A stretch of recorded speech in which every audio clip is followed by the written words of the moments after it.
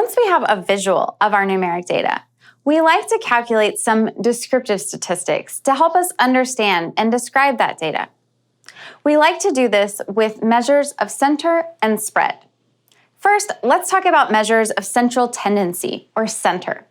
You've likely heard some of these terms before. The measures we will discuss are the mean or average, the median, and the mode. The mean is the arithmetic average.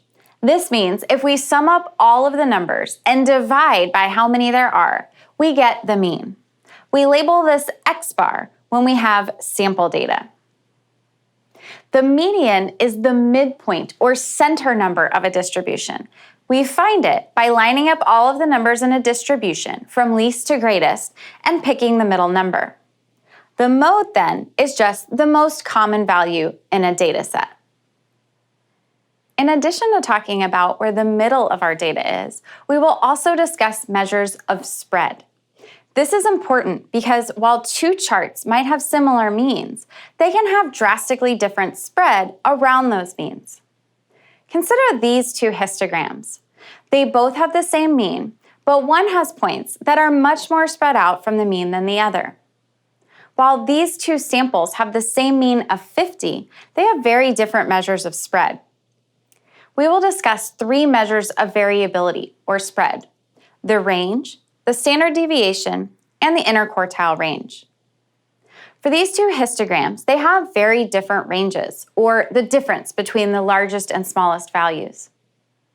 The first one has a range of 48, as the values start at 24 and go to 72.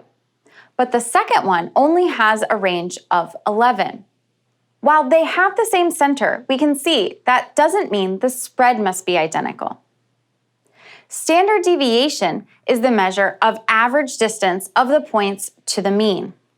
In this case, the points in the first histogram are much more spread out than the points in the second one. That means that the first histogram has a larger standard deviation of 10 than the second one, which has a standard deviation of 2.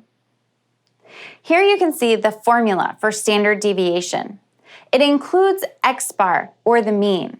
So using this formula, we are measuring the average distance of each point X from our mean X bar, giving us that average distance of the points from the mean.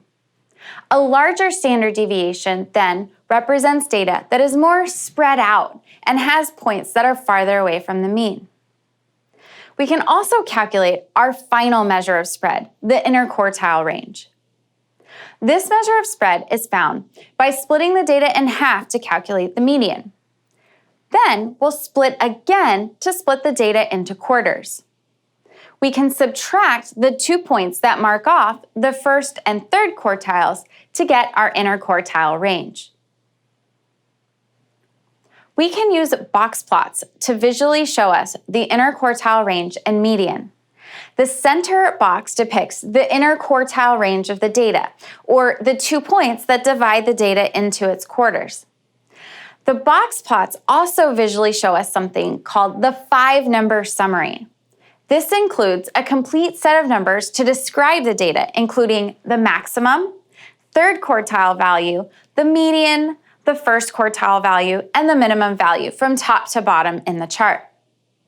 We can use descriptive statistics to make summary statements about our data in order to evaluate patterns and trends.